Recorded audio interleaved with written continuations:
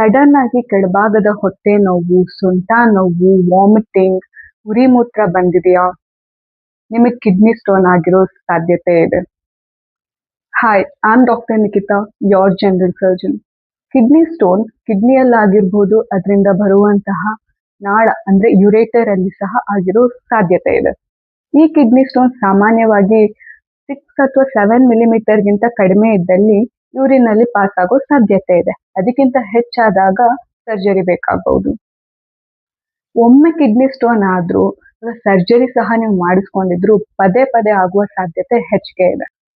ಹಾಗಿದ್ರೆ kidney stone ನ prevent ಮಾಡಲಿಕ್ಕೆ ಯಾವ ರೀತಿಯ ಆಹಾರ ತೆಗೆದುಕೊಳ್ಬೇಕು ಹಾಗೂ ಯಾವ ರೀತಿಯ ಆಹಾರವನ್ನು ಅವಾಯ್ಡ್ ಮಾಡಬೇಕು ಅಂತ ತಿಳಿದುಕೊಳ್ಳೋಣ. ಕಿಡ್ನಿ ಸ್ಟೋನ್ ಅಲ್ಲಿ ಬೇರೆ ಬೇರೆ ಟೈಪ್ಸ್ ಇದೆ.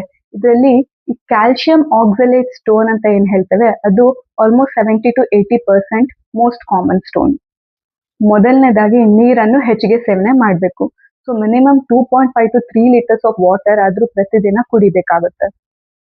ಸೊ ಸೆಕೆಂಡ್ ಒನ್, ಕ್ಯಾಲ್ಸಿಯಂ ಹೆಚ್ಚಿಗೆ ಇರುವಂತ ಆಹಾರವನ್ನು ಸೇವಿಸಬೇಕು. Like milk, paneer, curd. Salt ನ ಆದಷ್ಟು ಅವಾಯ್ಡ್ ಮಾಡಿ.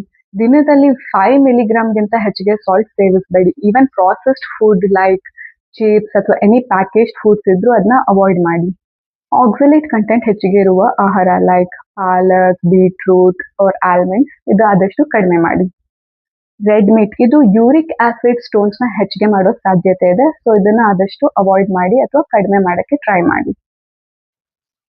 ಸೊ ಕೊನೆಯದಾಗಿ ಸಿಟ್ರೇಟ್ ಕಂಟೆಂಟ್ ಹೆಚ್ಚಿಗೆ ಇರುವಂತಹ ಲೆಮನ್ ಜ್ಯೂಸ್ ಹಾಗೂ ಆರೆಂಜ್ ಜ್ಯೂಸ್ ತಗೊಳ್ಳೋದು ಹೆಲ್ಪ್ ಆಗುತ್ತೆ. Kidney stone can be prevented with some small changes in your diet and lifestyle. Share it with your loved ones and save their kidneys. Thank you.